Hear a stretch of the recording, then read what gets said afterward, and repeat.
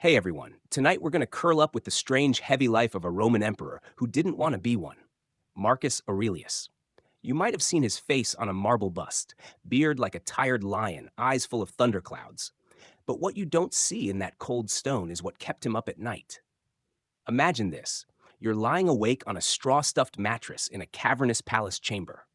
Outside, wolves howl somewhere on the edge of the empire. Inside, the fire's gone out, and the room smells like mildew, ash, and wax. You've just buried another child. A general you trusted is probably plotting against you. Your body hurts from years of bad food and worse winters, but your mind won't stop chewing on ancient Greek philosophy.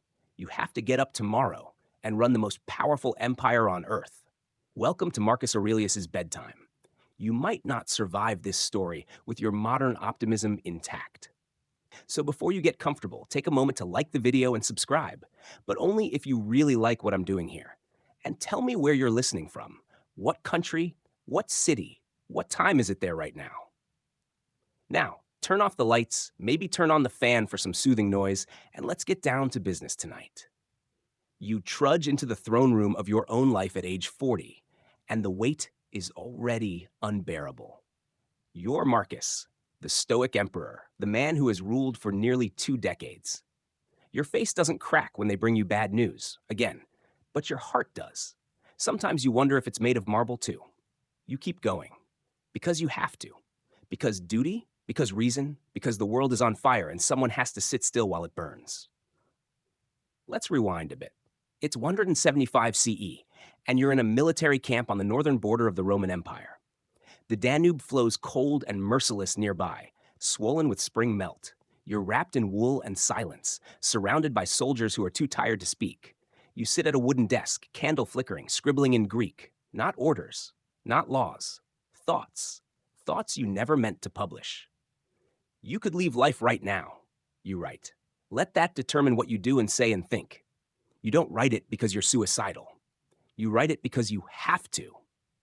Philosophy is the scaffolding that holds your cracked soul together. You don't get therapy, you get Epictetus. Every day you receive a scroll with the latest disaster. Syria is rioting, Egypt is starving. The legions in Britannia need more gold. Your generals think your mercy is weakness. Your enemies think you're soft because you write books, and your own son, he's more interested in gladiator games than governing. But you don't scream, you breathe. The candles gutter. The corners of the tent flap in the cold wind. One of your aides enters and says, "Another messenger has arrived. They say it's urgent." Of course it is. Everything is. You step outside, and the frost bites your beard. The messenger is trembling. Whether from the news or the weather, who knows? He bows low and hands you a sealed message. You crack the wax with the hilt of your dagger. You don't flinch. Even when you read that one of your trusted commanders may have started calling himself emperor, you don't yell. You say, "Make him comfortable, feed him." Then you walk back inside, sit down, and finish writing your morning thoughts. This ability to be still in chaos is what makes you different. Most emperors bark, rage, feast, threaten. You do none of that. You sip warm water. You talk in questions. You quote Heraclitus to your guards until their eyes glaze over. But that doesn't mean you don't feel. Historians still debate whether you were a true Stoic or just a man trying not to fall apart in public. You've buried your wife, maybe the only person who ever saw past your emperor mask. You've buried most of your children. You've fought wars you didn't start. You've watched friends betray you. And the Roman people, gods love them, will carve your face into coins and then complain when bread prices go up. And still, you tell yourself to be kind, to forgive, to do your duty without drama. Your soldiers respect you, but they don't love you. You don't give speeches, you don't throw games, you don't bathe in luxury. You sleep on campaign mats. You eat barley and lentils. Some say you smell like old scrolls and vinegar. But when the plague came, yes, that plague, the Antonine one, you didn't run. You stayed in the city. You walked among the dying. You held their hands. You gave money from your personal fortune to bury the unburied. Most emperors would have fled to the mountains. You just wrapped your scarf tighter and kept working. One quirky fact that floats around, you might have used crocodile poop as sunscreen. Not just you, plenty of Romans believed it helped block the sun, or heal wounds, or maybe it was just a way of saying no one's too good for the dirt. You never minded being dirty. Life was dirty. People were dirty. Philosophy was clean, and that's what mattered. At night, when the palace is quiet, you wander the gardens. You touch the bark of old olive trees. You whisper Greek aphorisms to yourself, pretending they're answers. You stare at the stars and remind yourself, you are dust. Stardust, yes, but dust all the same. You don't sleep well. You dream of fire, flood, and betrayal. You dream of Faustina's face, whether in love or guilt, you're not sure. You dream of Commodus laughing, that throwing javelins at slaves, while Rome cracks beneath his future. You dream of yourself alone, writing until your fingers cramp. And then you wake up, again in that cold room. Another day to rule. Another scroll of disasters to read. Another 1,000 heartbeats of silence to endure. And so you put on the emperor's robe. You stand tall. You breathe. Because you are Marcus Aurelius. And this broken world, is your watchtower. You were never meant to be a soldier. Your first memories aren't of swords or standards, but of scrolls and sandals scraping polished marble. You're just a child in a villa near the Celian Hill, Rome pulsing softly around you like a beast too big to notice your presence. While other boys your age play with wooden weapons, you're sitting cross-legged beside a tutor named Rusticus, who smells like old ink and cloves. You'd rather quote Heraclitus than Heracles. Still, there's something they see in you. Maybe it's your calm. Maybe it's how you watch everything. Really watch, like you're peeling back layers of reality with your eyes alone. Hadrian, the emperor, notices.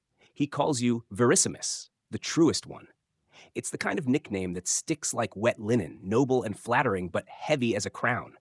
You are, to put it bluntly, a nerd, a very Roman nerd. You wear plain wool when you could wear silk. You go barefoot longer than is socially acceptable. You fast because you want to discipline your mind, not because your family can't afford grapes. You write in Greek even though you were born Latin. You scowl when other children say things without thinking. You're that kid. At 11, you're handed the toga virilis, the mark of manhood. Most boys your age are proud. You feel a bit like someone just handed you a marble statue and asked you to carry it around for the rest of your life. Historians still debate whether your early Stoicism was self-chosen or drilled into you by tutors and expectation. But either way, by 12, you're reading Epictetus like it's a survival guide, which, in your case, it absolutely is. Hadrian grows older and crankier and starts playing chess with Rome's future. He doesn't trust his direct heir to rule alone, so he makes a strange play. He adopts Antoninus Pius on one condition, that Antoninus adopts you. It's a bit like saying, here, hold this baby, but it's really a time bomb with sandals. You move into a new palace. More marble, more tutors, fewer chances to be a child. Antoninus, your new father, is calm, disciplined, and maddeningly perfect. He rules without scandal, without blood, without flair. You quietly watch how he does it, how he makes decisions without letting emotions show, how he listens longer than he speaks. You also notice he writes absolutely nothing down, unlike you, who will one day pen over 12 books of meditations just to survive. As you grow, you're appointed to more and more responsibilities. Quaestor at 17, consul at 18, prince at 19. You accept each title like it's a chain of increasingly beautiful but unbreakable links. You nod, you say thank you. You retreat to your room to cry in Greek. The Senate loves you. The people? They barely know you yet. You don't throw games. You don't smile for crowds. You write philosophical treatises instead of making loud speeches. You're Rome's first true philosopher in training on track for the throne, and they're still not sure if that's adorable or deeply concerning. Let's talk about your wardrobe. One quirky fact, you wear the same cloak for years at a time, patching it over and over until it's more whole than cloth. Not out of poverty, just principle. You think luxury is a distraction, vanity is a trap. You believe in keeping your emotions and your elbows equally covered. It's kind of your brand. The palace around you is alive with murmurs. The chefs hate how little you eat. The guards whisper that you stare into the fire too long. Your tutors are proud, though. They say you're the reincarnation of Socrates with better bone structure. By your 20s, people start wondering who will rule beside you. Rome likes its emperors married. You marry Faustina, daughter of Antoninus. You grew up together, sort of. You didn't fall in love so much as grow toward each other, like trees leaning from opposite sides of the same garden. She's lively. You're serious. She flirts. You quote Zeno. It's a vibe. And honestly, it works. For a while. Behind closed doors, you talk about duty and virtue in public service. She listens, sometimes. Other times, she rolls her eyes and asks why you're writing about death again. Because it keeps happening, you reply, not without a smile. She gives you children, lots of them. Some stay, many don't. You try not to break when they die. You try to remember that nature doesn't owe you anything, that even an emperor is just compost in waiting. But God's, it's hard. Meanwhile, Antoninus keeps ruling like a perfect ghost, calm, detached, eternal. You love him. You also desperately want to start doing something, anything, but you wait. That's what Stoics do. You wait and you write and you prepare. Finally, when you're almost 40, Antoninus dies. They say he was calm to the end. Of course he was. The man probably died mid-sentence, politely correcting a scroll. You become emperor the next day. There's no dramatic speech, no wild celebration, just a quiet, heavy moment. Like someone handed you the world and said, try not to drop it. But you're not alone. You make your adopted brother Lucius Verus co-emperor. Rome blinks. 2 emperors? What is this, a group project? Lucius is not like you. He drinks, he parties, he wears sequin tunics and takes baths that could drown a goat. But you don't argue, not publicly. You know how the empire works. Appear united, even when you're cracking underneath. You take a deep breath, open your old journal, and write your first line as emperor. When you wake up in the morning, tell yourself, the people you deal with will be meddling, ungrateful, arrogant, dishonest, jealous, and surly. That's the mood now. You're officially in charge. Congratulations, and welcome to hell. Being emperor is nothing like you imagined. It's not glory. It's not triumph. It's paperwork soaked in tears and blood.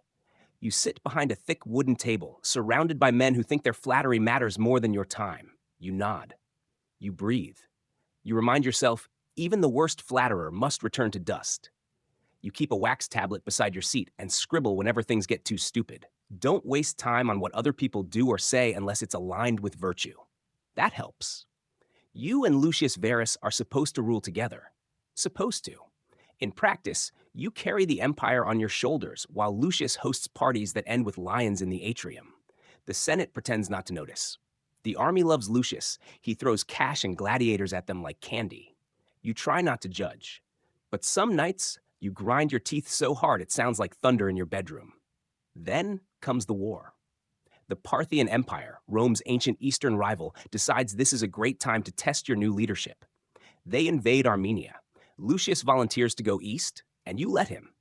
Not because you think he's a great general, he's not, but because you know the people need to see him take risks. Not just you. As he departs, you walk him to the gates. You place a hand on his shoulder. Lead with reason, you say. He grins and says, I'll lead with wine. You don't laugh. Back in Rome, you're doing damage control, reading reports, answering petitions, calming a Senate that acts like every little thing is the end of the Republic. You barely sleep. You barely eat. You keep writing. Your journal, your meditations, becomes your confession booth. Meanwhile, Lucius wins some battles, or rather, the generals under him do.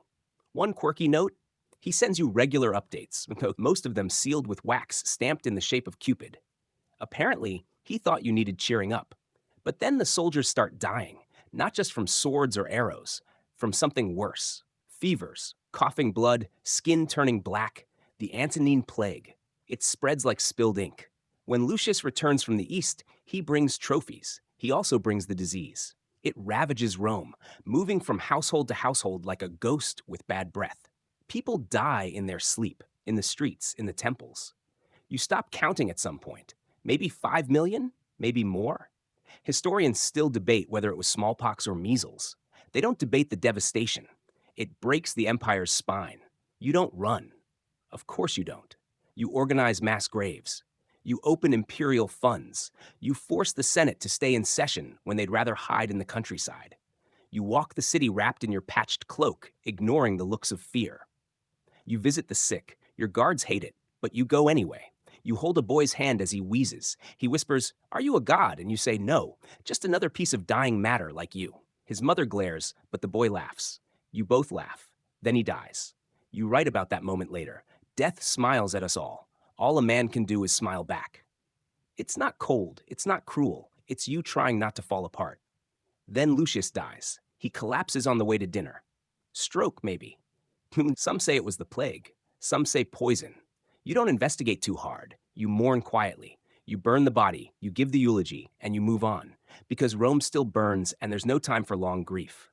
The Senate tries to honor Lucius with divine titles. You don't stop them, but you also don't weep. Privately, you write, ambition means tying your well being to what other people say or do. You were never ambitious, just trapped. Now you rule alone. The plague doesn't stop. The frontiers don't rest. You receive word that the northern tribes, Marcomanni, Quadi, Sarmatians, are massing at the Danube. They've heard Rome is sick. They smell weakness. You smell the next war. You leave Rome. You pack your cloak, your stylus, your Greek scrolls. You kiss your surviving children goodbye, especially Commodus, who looks bored by your advice. You mount your horse and ride north. It's cold. Colder than you remembered. The wind cuts through your bones like regret. Your army is tired. Your generals are scared. You pretend you're not. You make speeches you hate giving. You say things like honor, duty, glory. You long to say suffering, futility, brief flame. But you don't.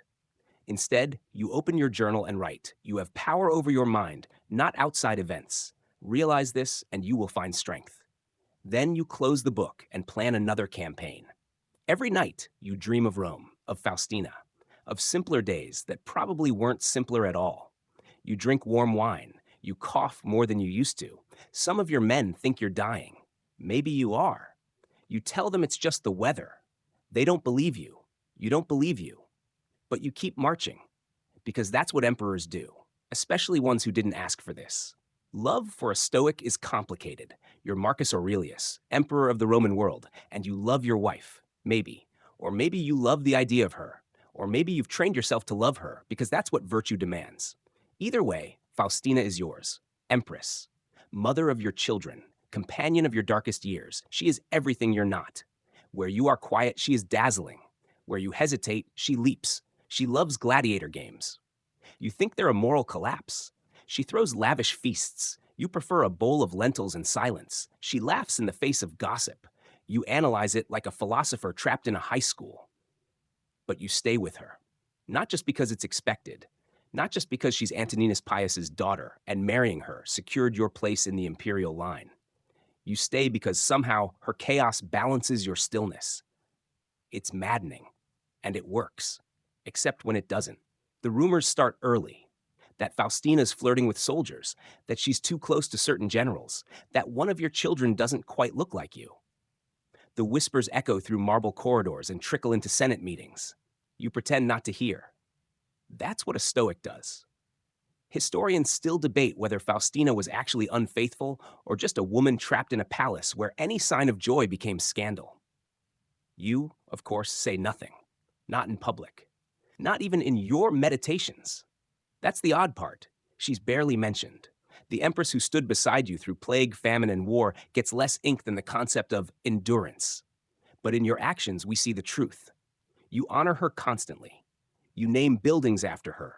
You elevate her to divine status. You travel with her on campaigns, which no Roman empress had ever done before. You build her temples. You don't do that for someone you secretly hate. One quirky fact? She insisted on wearing purple almost exclusively, the imperial color. And she had a chariot drawn by peacocks for ceremonial events. Yes, peacocks. The woman was extra. And yet, when she joins you on the Danube front during the wars, she sleeps in the same ragged tents, walks through mud, listens to reports of famine and tribal raids, and holds your hand in the freezing dark. Then one day she gets sick. You're stationed in a remote part of Cappadocia. The air is dry, the stars are too bright, and the wind never stops whispering. She coughs. She burns with fever. The doctors shake their heads and pretend they're in control, but you can see it in their eyes. They have no idea what's killing her. You sit beside her bed, wrapped in silence and rough wool. She looks at you, eyes glassy, and says, "You're thinking something stoic, aren't you?" You smile weakly. "I'm trying not to." She laughs, and then she doesn't. She dies there. In that cold, distant corner of the empire, far from Rome's marble arches or golden shrines. Just another body in the empire's endless scroll of names. You don't scream. You don't collapse. You just get up and walk outside. The wind stings your eyes, but that could be anything. You cremate her in a private ceremony. You deliver no speech. You return to the command tent and write, accept everything that comes to you woven in the pattern of your destiny. You underline it. Still, something shifts in you after that. Your face gets tighter. Your writing gets darker. Your decisions grow slower. The world feels more brittle. You arrange for her deification. Faustina the Younger becomes Diva Faustina. Statues appear across the empire. Faustina sitting like a goddess, draped in stone robes, looking past the viewer with that infuriating half smile. You don't attend the unveiling. You assign land to feed the poor in her name. You give money to orphan girls as a dowry fund, the Puelle Faustinianae. People call you sentimental. You let them. Behind closed doors, your aides say you walk at night, that you visit the field where she died, that you whisper to the wind. You deny none of it. Your son Commodus doesn't understand. He says she was just a woman. You look at him for a long time and say, so am I, just a man. The war doesn't stop. The empire doesn't pause to mourn an empress. You move on because history demands it. You keep writing because your heart will explode if you don't. But you never forget. In the Meditations, you list people who influenced you, tutors, generals, philosophers. Her name is not among them. And yet her absence is everywhere. Like ink soaked into the edges of a scroll, she was your anchor and your mirror, your storm and your shelter. You ruled with her. You hurt because of her. You became who you are in her orbit. And when she died, part of you broke. But you don't say that out loud. You just pick up your pen, scratch down another sentence, and whisper it to the silence. Everything we love is on loan. It's cold. Too cold for writing, but you do it anyway. The tent smells like leather, wet wool, and the faint bitterness of old ink. Outside, snow piles up against the edges like Rome's enemies pressing in. Inside, the candle sputters as you dip the stylus again. You write slowly, methodically, because if your hand stops moving, your mind might wander where it shouldn't.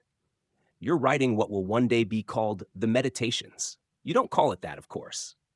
You just call it to myself. Literally. These aren't speeches. They're not policy. They're not legacy. They're lifelines. Rope thrown to a drowning emperor who just happens to be responsible for most of the known world. The front lines of the Marcomannic Wars are not where most people expect philosophy to be born. But here you are, wrapped in a patched cloak, hair full of ash, and scribbling in Greek while your centurions yell about supply routes. You tell them you'll get to it. First, this thought must be trapped on the page. You have to assemble your life, action by action, you write, and be content if each one achieves its goal, as far as possible. You didn't set out to be a writer. But in this madness, it's your therapy. Every page is a shield against despair. Meanwhile, the war drags on. The tribes are relentless. Guerrilla tactics, icy rivers, forests so thick your troops get lost inside them.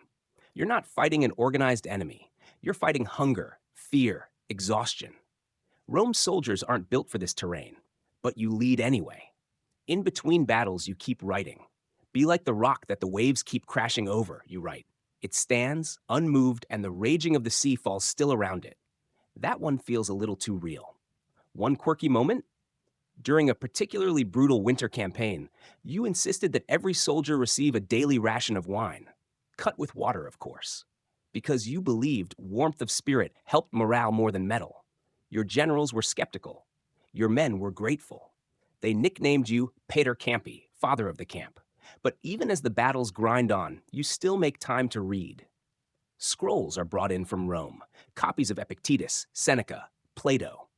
You pore over them like a starving man with a loaf of thought. Your aides think you're insane. You're in the middle of a war, one whispers. You shrug and say, so was Odysseus. You don't just quote philosophers. You live them. Every time you lose a friend, you write about impermanence. Every time a general defies orders, you scribble about the illusion of control. You wrestle with death on the page so you won't have to scream about it in the camp. Sometimes, though, the cracks show. You lose your temper once. A young officer freezes during a skirmish and gets several men killed. You don't yell. You don't curse. You just turn your face to the forest and say, this too was part of the pattern. The officer bursts into tears anyway. You feel worse than if you'd slapped him. Historians still debate how sincere your stoicism was. Some say you practiced it perfectly. Others say your writing reveals a man constantly failing and trying again. You'd say failure is the practice. That's the whole point. You write things no emperor ever has. Stop arguing what a good man should be. Be one. Don't waste time thinking about what other people do unless it leads to virtue. Do not be conquered by circumstances. Conquer them with virtue. You write as if someone is watching. Maybe God. Maybe your past self. Maybe the version of you that never became emperor and just wanted to live in a dusty library somewhere near the sea. And yet, all around you, men die.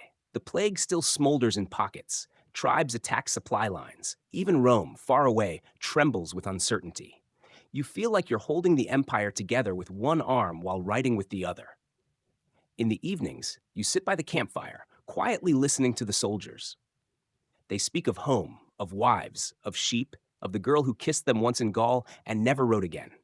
You nod along. You don't tell them about your dreams. That would be too much. But one night, you do speak. One of the younger recruits asks why you write so much. You say, to remind myself not to hate what I must do. He stares at you for a second and says, that sounds sad. You smile and say, it is, but it works. You never intended your writings to survive. You didn't write for glory, or posterity, or publication. You wrote because the darkness was closing in, and the words were little candles you lit, one by one. The meditations are a conversation with yourself across time, and somehow, miraculously, they survive, copied, preserved, passed down through centuries. A war diary from a philosopher king too tired to lie to himself. And now, sitting here, you close the scroll. Outside, the wind howls across the camp. You wrap yourself in your threadbare cloak, take one more deep breath, and whisper. Don't dream of the future.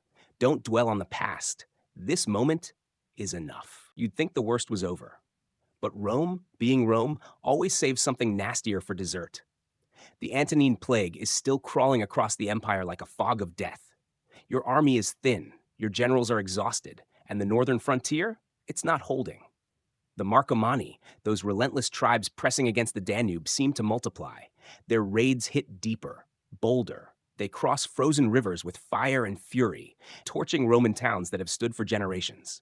Civilians die, soldiers break, governors panic. You decide, enough. You take the imperial purple, already soaked in anxiety and ash, and ride north again.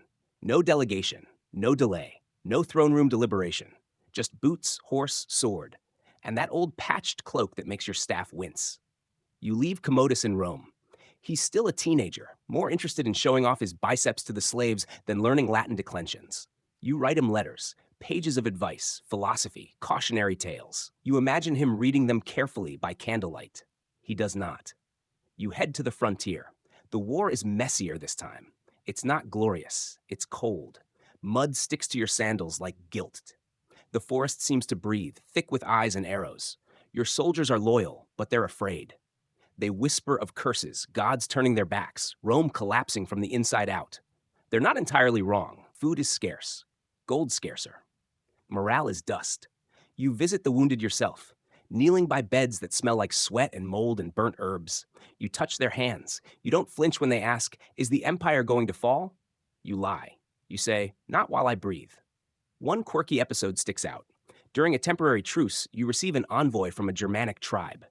The man is enormous, shirtless in the snow, painted with swirling blue patterns, eyes full of something wild. He offers you beer brewed with pine needles and something definitely hallucinogenic. You sip it, politely. Then spend the next hour staring into the fire and mumbling about the nature of time.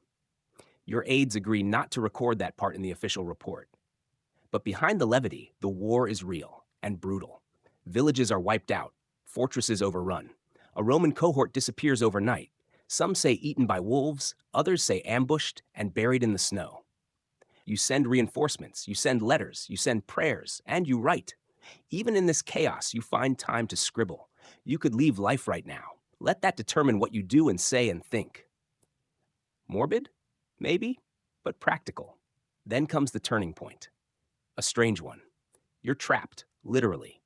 Your army is cornered in a narrow valley near the Quades territory. The sky is bone dry. Your soldiers are dying of thirst. The enemy waits, smug, just beyond the ridgeline. You're preparing for a grim final stand when it happens. A sudden storm, Rain pours from a cloudless sky. Sheets of water soak your ranks. Soldiers cry, drink, dance. Lightning strikes the enemy's cavalry. Thunder splits the trees. The Quadi panic. Some historians say the enemy thought your god summoned the storm and fled in fear. Later Roman authors will call it the rain miracle. Some say divine intervention. Others say sheer coincidence. Historians still debate whether it was fact, propaganda, or wishful thinking from a desperate legion. You? You stand in the mud and raise your arms. Not in victory, in awe, of weather, of timing, of the raw absurdity of life. After the rain, you rally your men. You push forward. You reclaim lost ground. Slowly, painfully, inch by inch, Rome starts to breathe again.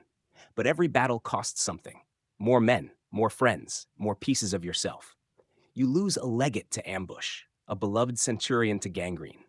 A boy barely old enough to shave dies from an infected arrow wound, clutching a medallion of your face. You write about that one. Do not be angry with events. They do not care. There are whispers, always whispers, that maybe the war is unwinnable, that maybe peace with the tribes is better than glory. But you refuse, not out of ego, out of duty. You believe Rome must stand strong, not because it always has, but because it still can.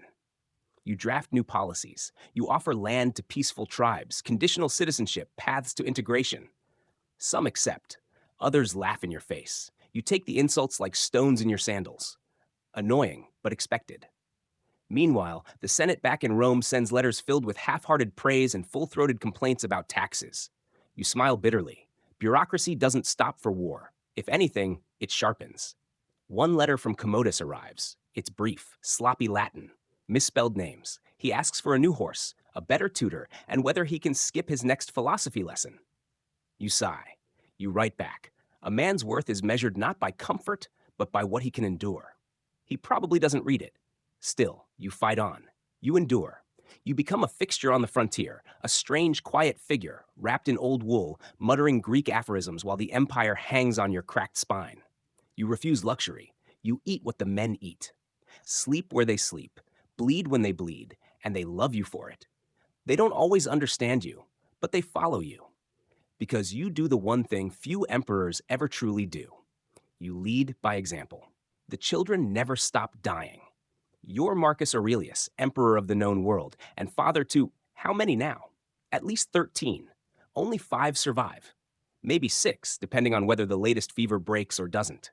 The empire doesn't leave time for grief, but it doesn't stop the pain either. You learn to bury your children with the same quiet dignity you use to sign imperial decrees. The difference is, the ink on those documents doesn't stain your soul.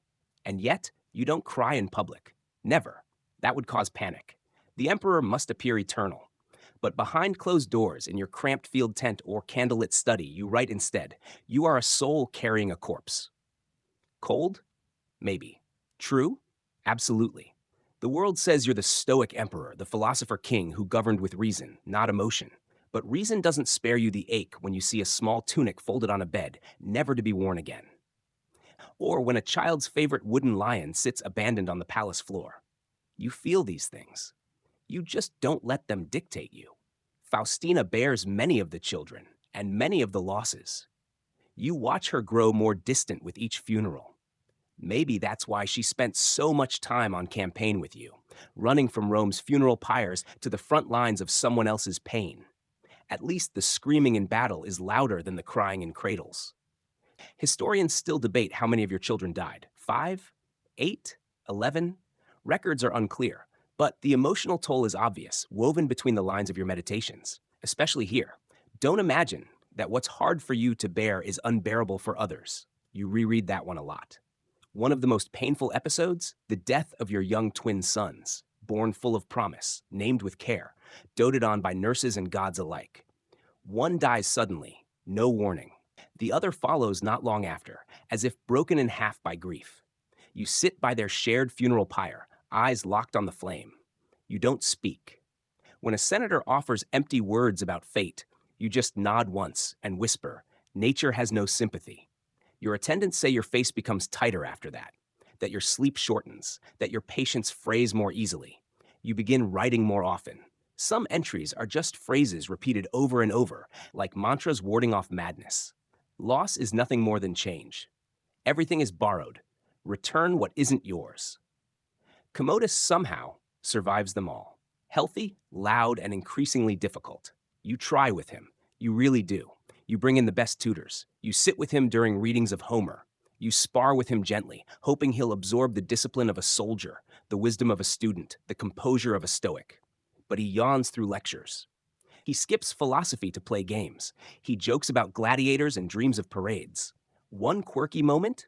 Commodus once asked if he could fight lions for fun like Hercules. You said no. The next day he asked if he could just own some lions instead. You pinched the bridge of your nose and said, let's revisit the fables of Aesop. But you don't give up. Not yet, because the empire needs an heir. And you, broken-hearted or not, are determined to leave Rome in hands stronger than marble and less likely to burn it all down. You keep pushing him, training him, hoping. Meanwhile, you endure the endless parade of loss. One daughter marries well, only to die of childbirth weeks later. Another dies in her sleep. The gods of Rome seem indifferent. You start wondering if they ever listened at all. Still, you perform the rites. Still, you light the incense. Because if you don't uphold the rituals, who will? You walk the halls of the imperial palace like a ghost. People say you mutter Greek verses under your breath. Maybe you do. Maybe it's the only thing that holds your shattered world together. And still, you write. Nothing happens to anyone that he can't endure. You wonder if that's true. Every time you feel your grief tighten its grip, you write it down. You transform it into something solid, a sentence, a lesson, a shield. And then one day, something strange happens. You receive a letter. A centurion who served with you on the Danube writes to thank you. Not for a victory, not for a promotion, but for sitting beside his brother as he died of plague. You held his hand when no one else would, the letter says. You made him feel human. You stare at that letter for a long time. Then you fold it, place it in your journal, and write. The best revenge is to be unlike your enemy. You've been robbed by fate, betrayed by generals, wounded by love, and haunted by parenthood. But you remain firm, composed, weathered, not unfeeling, just trained. And that, maybe, is the essence of Stoicism. Not the absence of pain, but the refusal to let it make you cruel. The older you get, the less you talk. You, Marcus Aurelius, Emperor of Rome, philosopher of the Danube, father of the tired eyeballs, spend more time now in silence than ever before. Not because you have nothing to say, because you've already said it, over and over, in letters, in scrolls, in your own bleeding heart. And besides, Rome isn't listening anymore. They listen to Commodus. Yes, your son, the boy who once tried to dye a lion purple and ride it down the hall, is now Caesar. You named him that yourself. Not because he was ready, not because you were blind to his flaws, but because you were tired. Tired of civil war, tired of succession crises, tired of the blood Rome spills every time an emperor dies without naming the next disaster in line. So you made your choice. Commodus, officially, is your co-emperor now.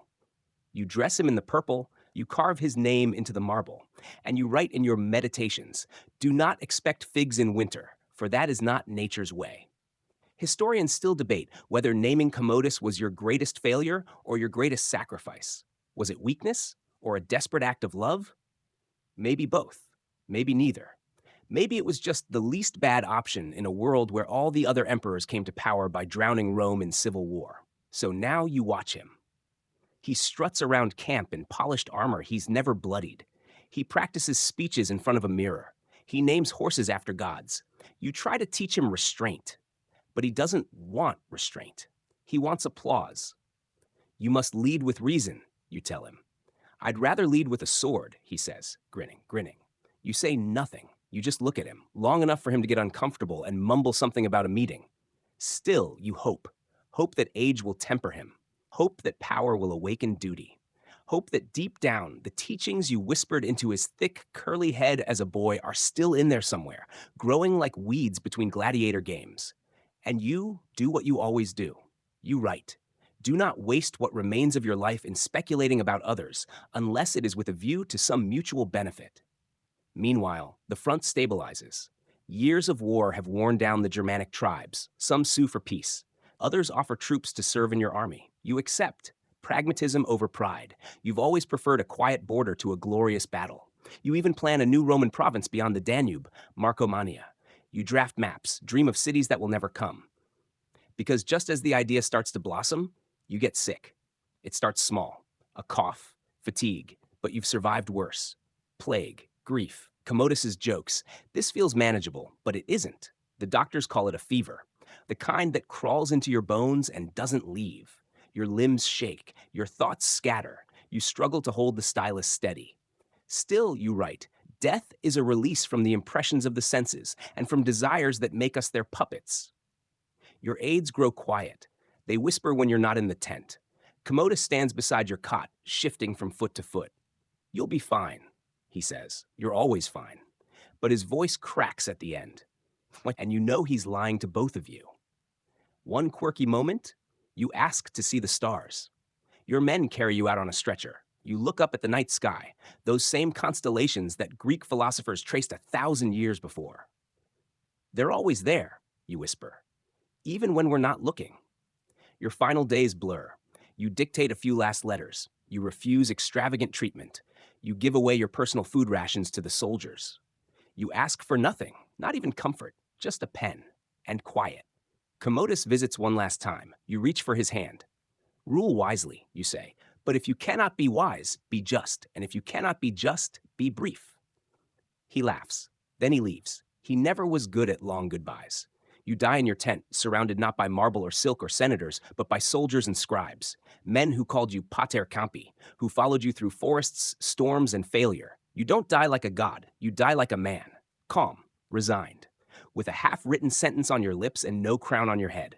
Later, they'll say you passed peacefully, that you whispered a final Stoic truth, that your face bore a serene expression, as if you were watching the stars again.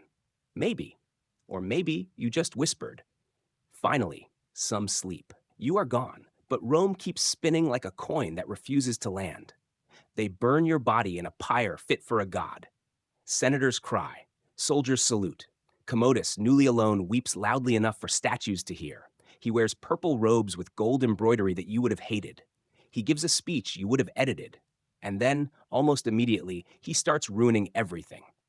You, Marcus Aurelius, had spent decades holding the empire together with ink and grit, patching its cracks with philosophy and unrelenting duty. And now your son, the boy you once found trying to wrestle a goose in the garden, is emperor. And he's hungry for attention, for glory, for games. At first, it seems like he's following your footsteps. He keeps the borders quiet. He gives the soldiers a bonus. He holds public ceremonies in your name. He even issues coins with your face on one side, his on the other. Father and son, they read. For a moment, Rome breathes easy. But then, the mask slips. Commodus stops attending council meetings. He stops listening to advisors. He spends more time in the Colosseum than in the palace. And one day, he does something that makes the whole empire blink. He enters the arena. As a gladiator. Historians still debate whether it was madness or pure ego.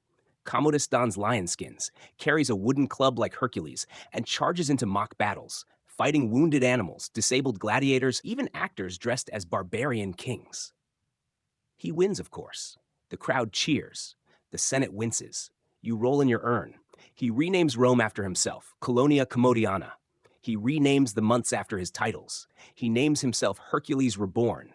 And every time someone suggests he rein it in, he just tightens the grip on his poisoned chalice of power. One quirky example, he once commissioned 365 golden statues of himself, one for every day of the year, each in a different pose. Naked, muscled, ridiculous. The treasury nearly collapsed under the weight of his vanity. You'd written, "Do not waste time with the opinions of fools." Commodus decided to become their king. You'd lived like a monk. He lives like a pop star. It gets darker. He begins purging the Senate. Anyone who speaks against him disappears. He surrounds himself with flatterers, thugs, and yes-men. The empire you handed him, carefully wrapped in parchment, is now being used as a napkin under his wine cup. Rome becomes unstable. Governors rebel. The provinces grow restless. Grain shipments falter. The army watches, unsure whether to follow him or replace him. The marble is cracking. You had tried to prepare him.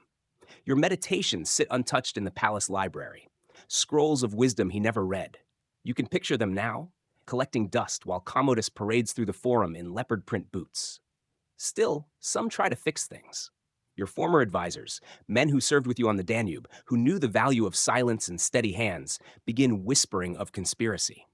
Not to kill Commodus at first, but to help him, to guide him, to correct his course. It doesn't work. Eventually, his paranoia blooms into blood. Friends vanish. Senators fall. The Praetorian Guard, once your stalwart protectors, become his private muscle.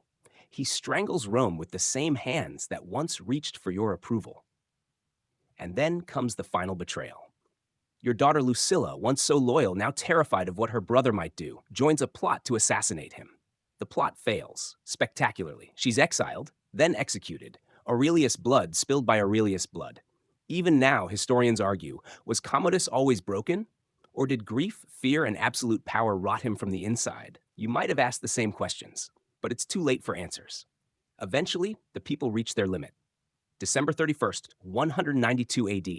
Commodus is murdered, strangled in his bath by a wrestler named Narcissus. Not exactly the noble end you had hoped for your heir. Rome wakes up the next morning leaderless, confused, relieved. And then, as if to honor you at last, the Senate moves swiftly. They damn Commodus's memory. Damnatio memoriae. They tear down his statues. They melt his coins. They erase his name from inscriptions. The boy you tried so hard to prepare becomes a cautionary tale. But you become legend. The Senate deifies you, not just out of tradition, but out of guilt. They call you Divus Marcus. They praise your wisdom, your moderation, your ink-stained fingers. The people remember you not as a conqueror, but as the emperor who tried to teach them how to think. Your writings survive.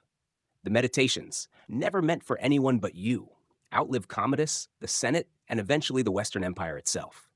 Copied by monks, quoted by generals, read by presidents, carried into battle, tucked into backpacks, whispered before sleep. You had written, "Waste no more time arguing what a good man should be. Be one." And somehow that line still lands, across centuries, across empires, across civilizations that hadn't even been imagined yet. You endure.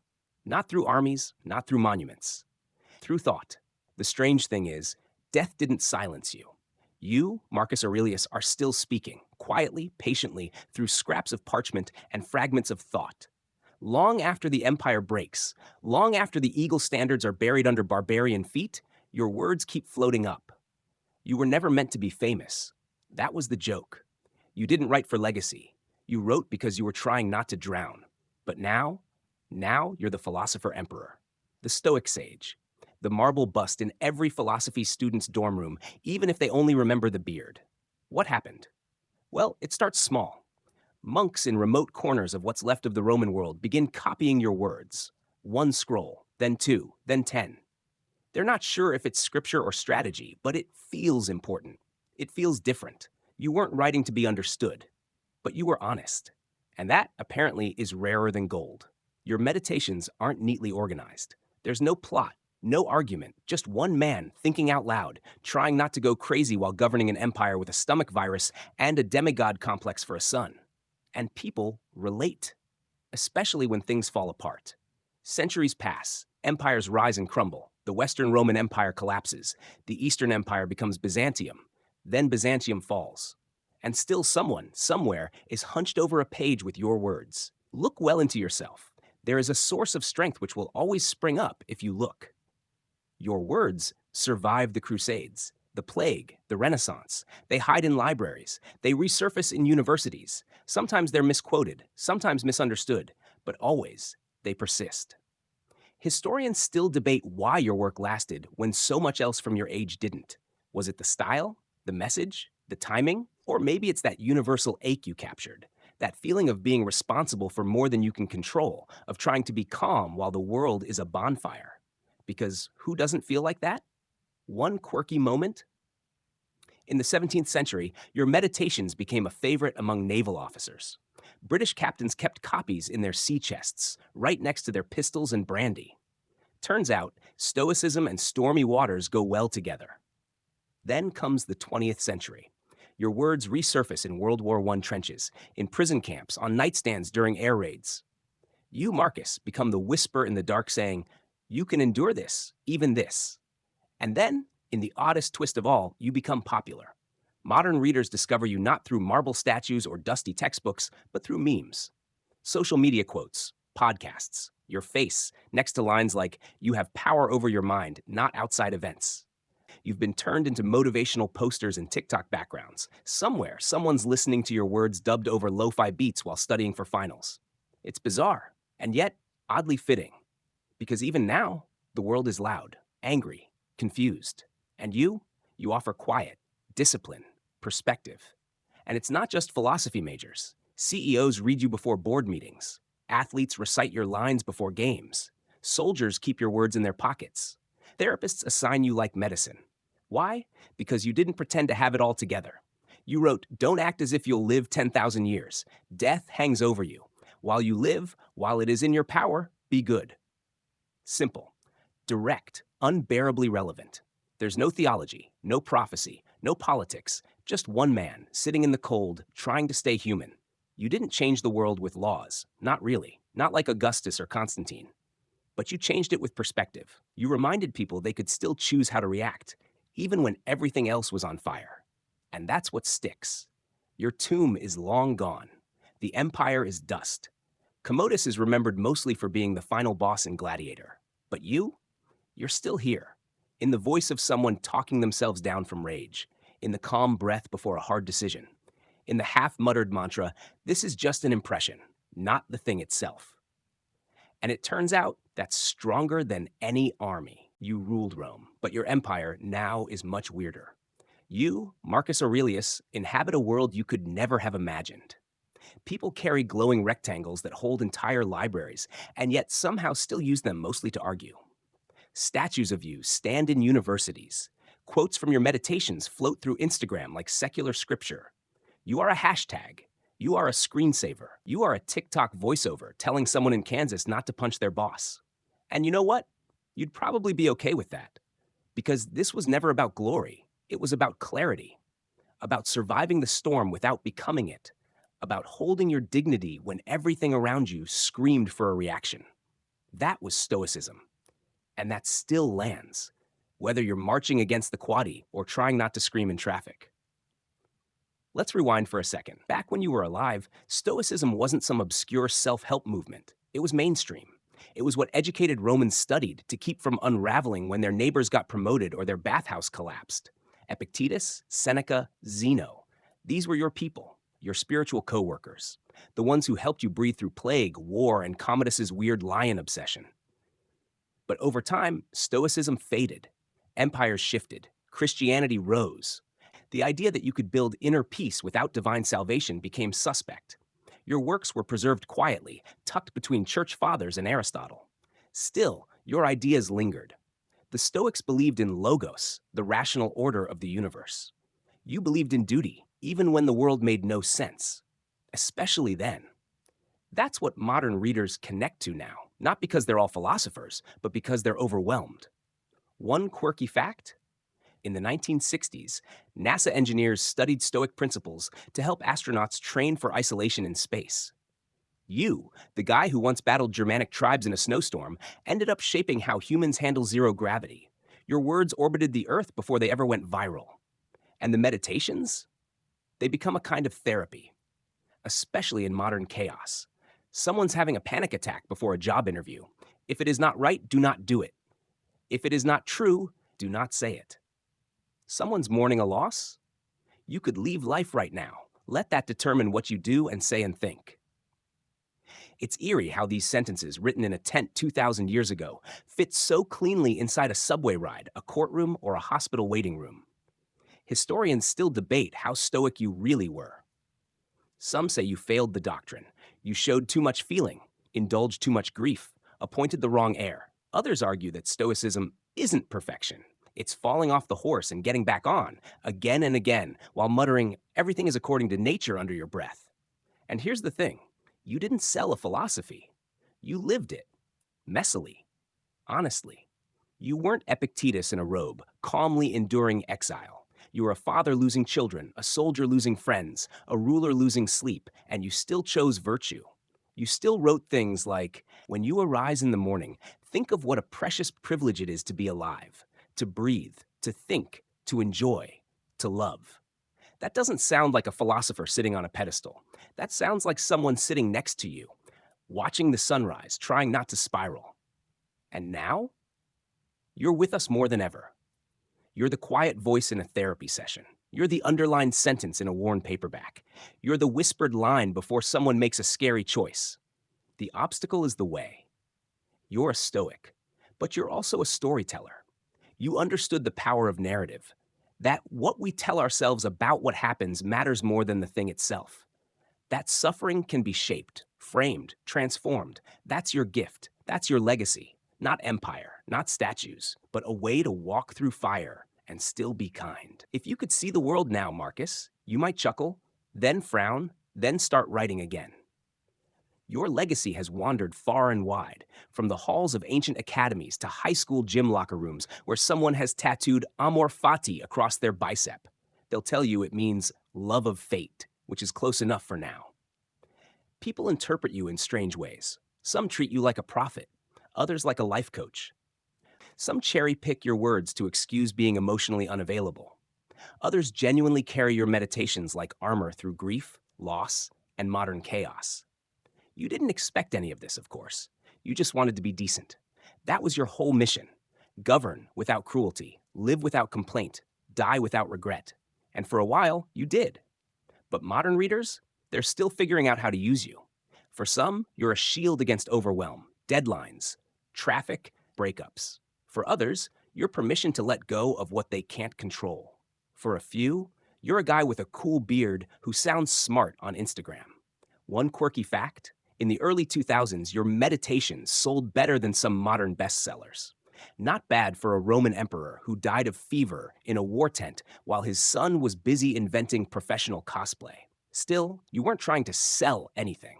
You wrote not to teach, but to remember. You wrote to keep your soul from unraveling in the noise of Rome. And that's why it sticks, because even now in the 21st century, the noise hasn't stopped. We scroll endlessly, compare endlessly, panic endlessly. We treat every headline like a dagger and every notification like a command. We are, in many ways, exactly the same Romans you ruled, anxious, distracted, ego-bruised, and deeply afraid of death. And here you are, whispering from 180 AD, choose not to be harmed, and you won't feel harmed. Don't feel harmed, and you haven't been. It's almost spooky how relevant it is. Historians still debate whether your writings were ever meant to survive. Some say Hadrian or your wife Faustina planned for their preservation. Others think a low-ranking monk simply found the pages too human to burn. Either way, the survival of your thoughts is itself an argument for fate. You probably wouldn't like that idea. You never claimed to know the will of the gods. You just said, accept everything which happens, even if it seems disagreeable, because it leads to the health of the universe. You weren't selling optimism. You weren't even selling peace. You were offering steadiness. And there's a huge difference. People now confuse Stoicism with being emotionless, with toughing it out, being chill. But you were full of feeling, loss, guilt, love, fear. You didn't repress it. You just didn't obey it. You wrote, if it's endurable, then endure it. If it's not, then stop complaining. Ouch, but necessary. You'd appreciate modern therapy, actually. The idea of sitting with your thoughts, inspecting them, asking, is this helpful? That's Stoicism 101. You were doing cognitive behavioral therapy before couches were invented. And now, you're on the bookshelf beside Marcus Aurelius Jr., the influencer philosopher. You're quoted in boardrooms, burned into forearms, read during anxiety spirals and lunch breaks. But you don't belong to the elite anymore. You belong to anyone who's tired of pretending they're okay. Anyone who's quietly breaking under the weight of expectation. Anyone who's ever said, I can't control this, but I can control me. You wrote those words not for kings, but for yourself. You wrote them during war, in grief, with fever, under candlelight. And because of that, they land harder than any sermon, scroll, or motivational poster. You never claimed to be perfect. You just kept writing. And now, people keep reading. Waiting for, let's face it, Marcus, being emperor was probably the least interesting thing about you. Sure, you had power. You had palaces. You had a literal throne shaped like an eagle holding lightning bolts. But when the crowds cleared and the banners came down, you weren't chasing glory. You were chasing stillness. And that's why people still come to you. Not for politics, for peace. But back in your own time, peace was a luxury, like good roads or a month without plague. So you carved it out wherever you could, in your tent, by the fire, in the early hours before the legions stirred. You didn't run from duty, you just didn't let it own you. You wrote, "Nowhere you can go is more peaceful, more free of interruptions than your own soul." That idea still hits, especially now when interruptions come from your wristwatch, your fridge, your phone's other app, and your ex who just liked an old photo by accident.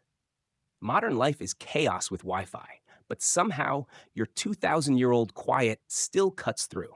And not just in the self help aisle. You show up in sports. NFL coaches quote you, Navy SEALs swear by you, Olympic athletes recite you before races, because the moment before a starting gun or a breach, that is Stoic terrain, the space between fear and decision. One quirky example: a Formula One driver once quoted you after winning a race. "The impediment to action advances action," he said. "What stands in the way becomes the way." Then he opened champagne with his shoe. Different vibe, same core principle. You also haunt modern leadership books, quietly sitting beside Machiavelli and Sun Tzu at the strategy table.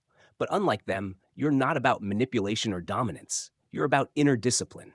You don't say, "Conquer your enemies." You say, "Conquer your impulses." That's much harder and much more useful. Because let's be honest, most of us aren't fighting barbarians or leading legions. We're trying not to lose it in traffic, or during a meeting that should have been an email, or when someone cuts in line at the grocery store with 7 items in the 5-item lane. And that's where you come in. You're not shouting, you're not preaching. You're just calmly writing. You have power over your mind, not outside events. Realize this, and you will find strength. Historians still debate how seriously you took your own advice. Did you really live that calmly? Did you feel rage when your generals betrayed you? Did you ever scream even just once when another of your children died? Probably. But Stoicism was never about not feeling. It was about not being ruled by feeling. You weren't a robot. You were a man, in pain, choosing principle. That's why you still resonate, because you're not some marble moralist with a perfect life. You were stressed, tired, heartbroken, and you kept showing up. Modern readers aren't looking for superheroes. They're looking for someone who cracked but didn't crumble. And there you are, in paperback, in highlighted e-reader passages, in the scribbles on the back of a therapist's notepad.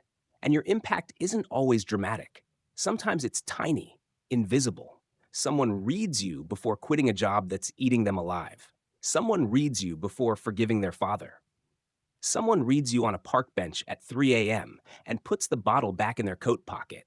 They might never quote you, might never even remember your name, but your words changed them because you were willing to be honest about fear, about grief, about the dizzying absurdity of being alive and trying to do the right thing. And that's more powerful than any empire you ever ruled. The world has crowned you many things: emperor, philosopher, stoic, saint of self-control.